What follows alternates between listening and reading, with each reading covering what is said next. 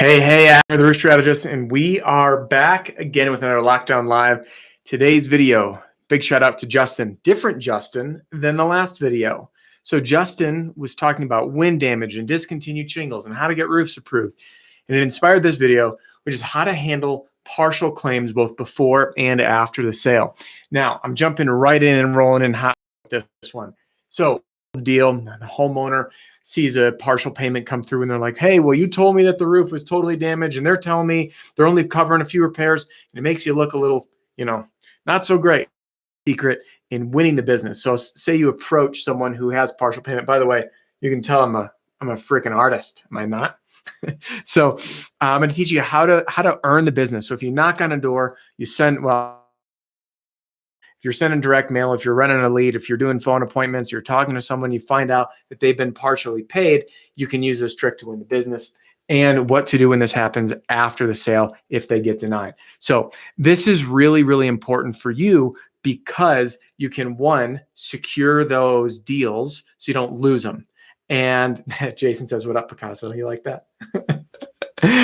You want to be able to secure the deals and not lose them. So that's the first thing. Second thing is to manage your reputation. And you can use this to win business that so many other roofers overlook, because guys, let me guess, you've heard this. This is what everybody teaches. The only sales tactic that the mainstream is teaching is offering free inspections. Does someone who has a partial payment need an inspection? Maybe. You're going to want to see it, but ultimately they don't really need it. Obviously, it's going to be part of it, and you're going to be saying, hey, Adam, of course I need an inspection, but I want you to hang with me for a few minutes because you're going to see why there's another angle to come in. All right. Now, before we go into this, I want to share.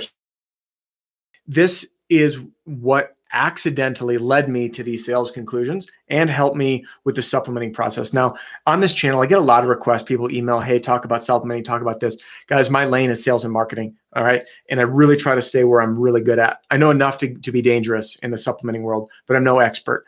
There's plenty of really good resources out there, and I'm working on finding some folks that I can send your way should you need someone. But I am going to teach you today a really solid negotiating tactic and some things that you can use both for homeowners to get these partial claims paid in full. Now for the story that led to this. So I'm working this storm in an area. It's 3-tab roof, kind of near ground zero for a big hailstorm. This guy was quirky, okay? Quirky homeowner. All the neighbors got new roofs. So I go out there, I do my inspection. Again, 3-tab roof, older roof. Didn't really show a whole lot, but it had leaf protection, gutter guards, okay? I don't remember what brand they were. And they were just destroyed. But the shingles really didn't show a whole lot. So the adjuster comes out and he goes, Adam, I'm seeing nothing. Like, I'm writing for the gutters and the gutter protection, and that's it. And I'm sitting there and I'm kind of bummed out. And I'm like, I can't really argue the guy. Like, these shingles really didn't show anything worth covering, in my opinion. So we hop down. The homeowner, I tell him, he is irate. He insists, I'm calling for a reinspection. What can you do? What can you do?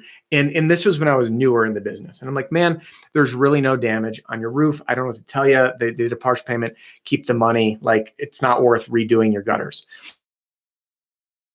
After I leave, he calls for a reinspection himself. State Farm calls me, says, hey, Adam, I wanted to coordinate our reinspection. I didn't even know it was happening. And I'm like, oh man, what a waste of my time. There's no damage. There's no way that this adjuster is going to overturn this claim.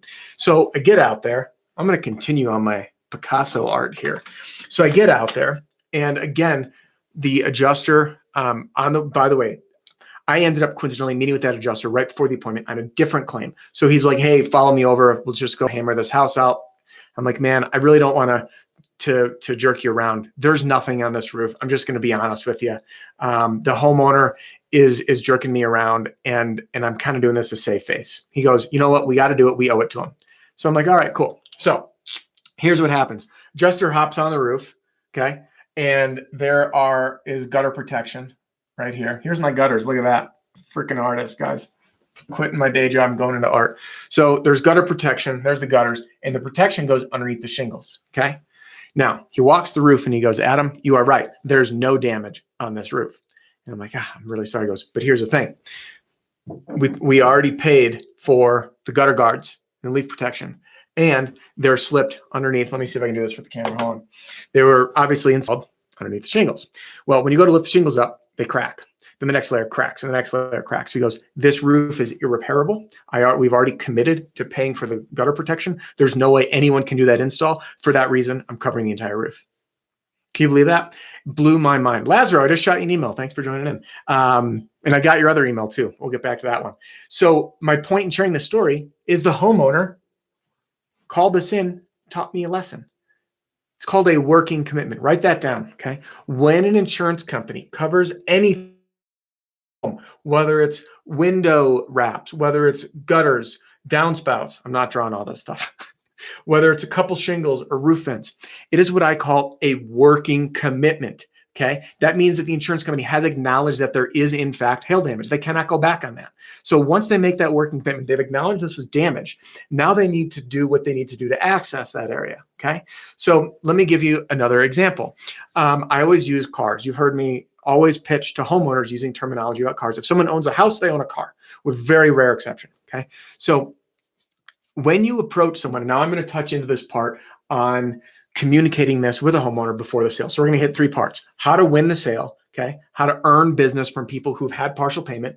Number 2 is how to negotiate with an adjuster to get things wrapped up. And 3 is how to manage when this happens with your homeowners. So let's hit the first one, winning the business. They already had partial payment. You go to them, you say, listen, the insurance company has already given you a working commitment. They have, in fact, acknowledged that there is hail on your property. They said it right here, okay? So when they acknowledge that, they are now required to do what it takes to repair your home. Now, Mr. Homeowner, think of it like your car. Let's say your car gets stolen and some neighborhood kids are leaving it neutral and revving it up and dropping it into gear and burning out.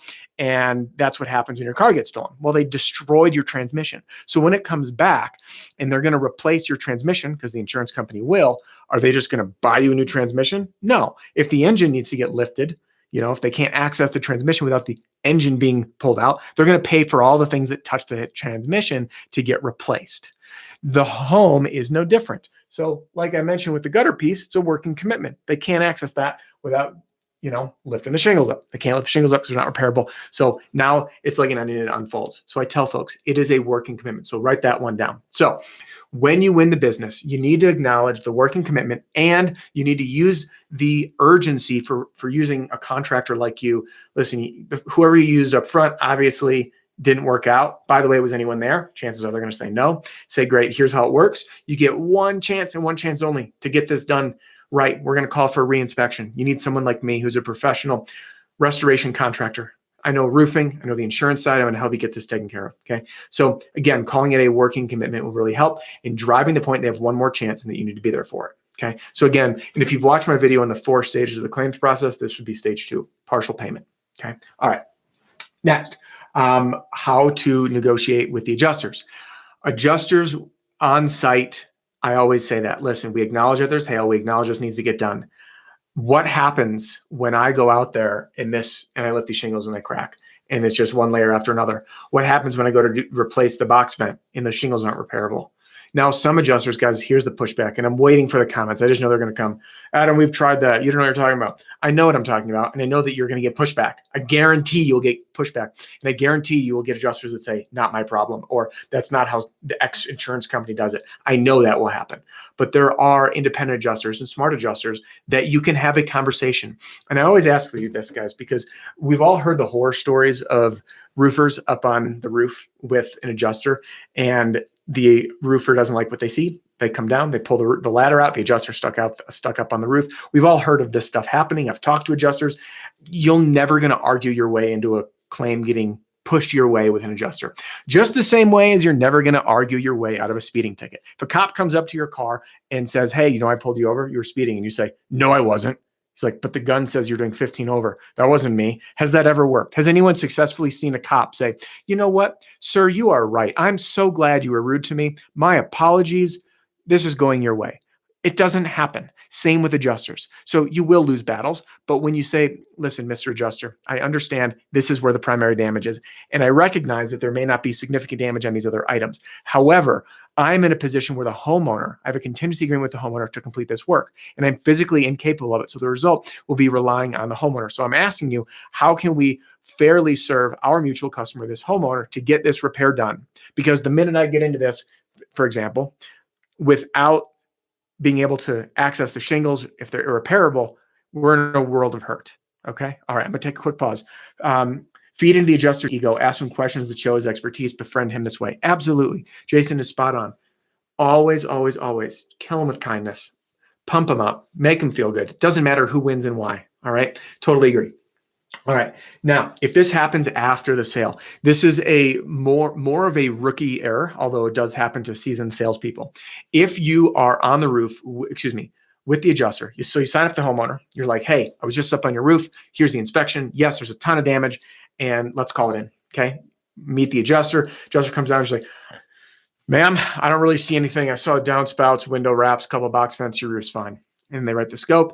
And then the homeowner's sitting there being like, they don't know who to trust. Do they trust you? Do they trust the adjuster? The guy's scoping it out in his truck, and all of a sudden they think that you're some con artist when you know that you're not, because you're there doing your job, helping them out. Because those borderline claims go all the time. And sometimes it's not even borderline. It's destroyed, but the adjuster is on his high horse and says it's not. So on those projects, it's really, really critical that you do damage control. Now, there's two ways to handle this. One is the front end. Whenever you call in anything, no matter how bad the damage is, always set the expectations with the homeowner that insurance companies are interpreting this differently. Every single year, every adjuster, policy changes. Sometimes they want to see bruising to the matting. Other times it's just granule loss. Sometimes it's 10 hits per square. Other years it's 8 hits per square, right? So explain that all of these things change and it's subjective. And you've seen, if you have, if not, you can share a story. I've seen roofs that are like destroyed in an adjuster. I'm like, what do you need this roof? So explain that up front so they know that the outcome could be crazy. Okay.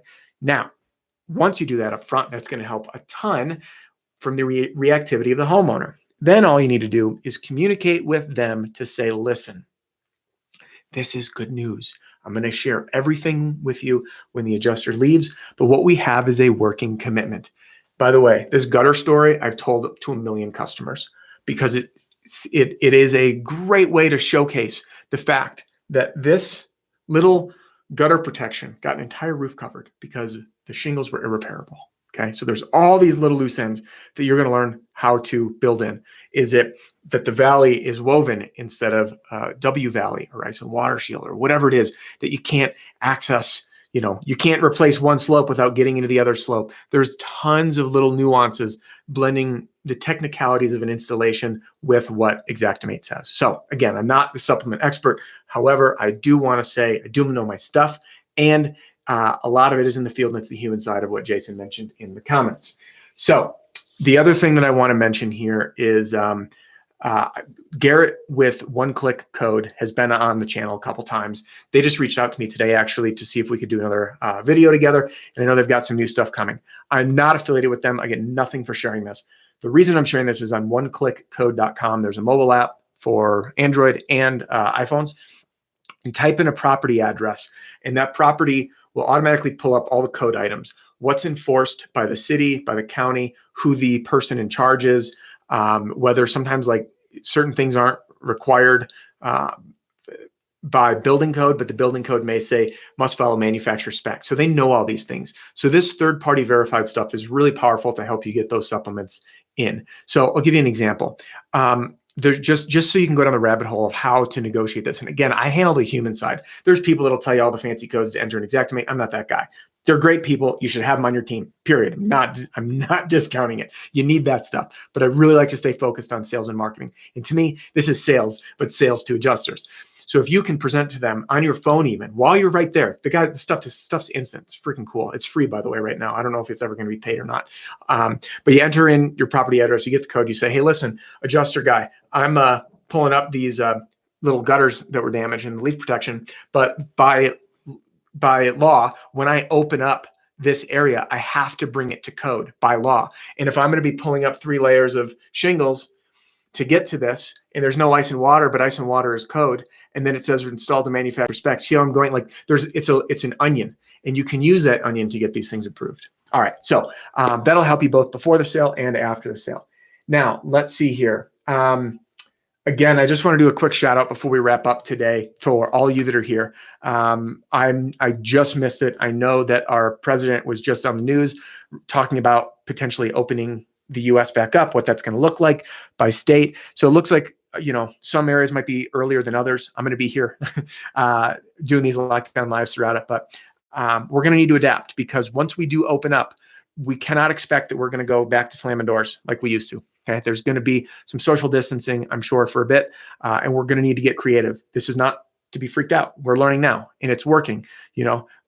Jason, who's here, Jason had massive success landing deals. I forget the name. A gentleman was on yesterday. He landed 3 deals using the letters in the battle pack. So get creative, guys. Use that direct mail. Use the no door knocking, taping letter like Jason shared. There's networking, referrals, cold calling, the realtor stuff, which I added to the battle pack as well. And by the way, last thing, just to plug all of this script. So when you're working homes that have partial damage, there are times where you're going to know when they have partial damage. Now, how would you know that? Because you're working a fringe area. Let's say you get a call, I love to work fringe areas, by the way, because there's a lot less competition and you could really open up a neighborhood without crawling over each other, people stealing, walking your yard signs. So when you know that you got one home that had this partial payment, here's a tip. You hit the next door and you say, hey, I just worked with Peggy. Her roof got partially paid by the insurance company. She's upset. And I was able to help her get it fully replaced. Now, while I'm in the neighborhood, I just want to stop by and ask you how the insurance process has been for you. Were you denied as well? And when they say, no, I wasn't, or, it's going great, all of a sudden, whether or not it was partially paid or not, you're going to open up a conversation. But if it is, then they're like, holy crap, you're the expert, you're the guy. But if I just showed up saying, hey there, my name's Adam, the roof strategist, and I'm here to offer you a complimentary inspection to see if your roof is damaged, they're like, great. So again, remember in the beginning of this video, I said you may not need that inspection thing. Now, we all know you're going to need to hop up there and take a look. But my opening hook, if I'm like, I need an inspection, they're like, I don't need an inspection. My insurance was out and already said it's damaged. They might not even know their options. They might be thinking, I need to find someone to fix it. I need someone to do the repair. But ultimately, what they really need is the right presentation to hook it, right? If you say, hey, I'm the guy that helps people like you, and they're like, hey, that's me. I have partial damage. Let's talk. How did you do it? But if you just show up offering a free inspection, they're going to be like, I don't know if I need this. So again, when you know where your market's at, if you know you're working fringe areas, you can group it in one. I help people who've had their roofs denied or underpaid by the insurance company get full approval. Now, while I'm here, I just wanted to ask you, how's the insurance process been for you? And then boom, whatever it is they tell you, oh, great. Do you have a roofer yet? No, I can help, right? So again, knowing those stages is critical. I do have all this stuff in the scripts, in my canvassing scripts, in the marketing battle pack. I realize we're not using canvassing now. However, what I am hearing is working is people are using the canvassing scripts slightly modified for cold calling. I've also modified the cold calling scripts for the COVID-19 specific stuff that's coming with my battle pack. So most of you by now are familiar with my stuff. Marketing battle pack is available. There's a link in the description. Again, always backed by my 100% no BS money back guarantee. Now, before we wrap up, thank you guys for being here. Justin, who suggested this video, thank you for the suggestion. I know we were originally talking about discontinued shingles. It's a very small market segment, so I wanted to open this up into dealing with these partial payments, because the whole idea of discontinued shingles is taking something that was pretty small and turning it into something really big, because the shingles are discontinued, which is a great thing to do, by the way. I know some companies, and I've worked with some companies that have done very, very well on that front. So I think that checks all the boxes on my little list over there. Thank you again for joining me today. I hope you guys are all well. We are going to get through this. The end is in sight. We're going to need to adapt and overcome. Now, if you like the video, I'd love to see a thumbs up on it. That tells me that this is good stuff. And if it's not good stuff, then I'm going to go back to the drawing board. And if it is good stuff, or even if you want to see other things, email me. My inbox has been more full than ever, and I love it. I love having conversations with you guys. I just got an email from a gentleman named Dallas. Dallas emailed me, and I put together a custom video reply. And he was like, whoa, man, by the way, he's never even bought from me. I don't favor replies. Like, he hasn't bought from me. He asked me a question. I gave an honest answer. And he says, I can't afford your stuff, but I want to copy your ebook. So I sent him a video back. And I do this for people because we're human, guys. That's why we're here. And let's act like it with each other, with our customers, with our homeowners, the people we work with, family, everything. So thank you a ton. And I was just about to close. This seems to be the thing. Subscribe already, by the way, if you haven't, and then click the bell so you get those notifications when I go live. I'm going to extend this for a minute so I can answer Jason's question. Jason says, what about partial roof replacement? Same exact concept applies, Jason. So if they say we're only covering the west slope, but not the east slope or north and not the other one, always, always, always use that working commitment piece. Now, on an up and over like this, if the hail was really aggressive from this angle and obliterated this, there is a chance that that side's not damaged. But there's other ways to do it, whether there's and those shingles are discontinued or won't match, or the shingles need to go to ITEL and ITEL can't find a match. That's an option. I worked a commercial property. This was not all 100% my doing. We did this as a company, but we ended up with I think it was 12. I forget if it's 12 or 14 different buildings on a it wasn't officially a retirement community, but it was like an unofficial retirement community. And what happened, Jason, is we went out there with the adjuster, came up with about a $700,000 scope. The insurance company, without naming names, gosh, they drove me nuts, came back and said, we're not paying for anything. They fired the adjuster. We ended up they got engineers involved. The engineers came back. It was $400,000. That working commitment turned into a $2.2 million claim with O&P.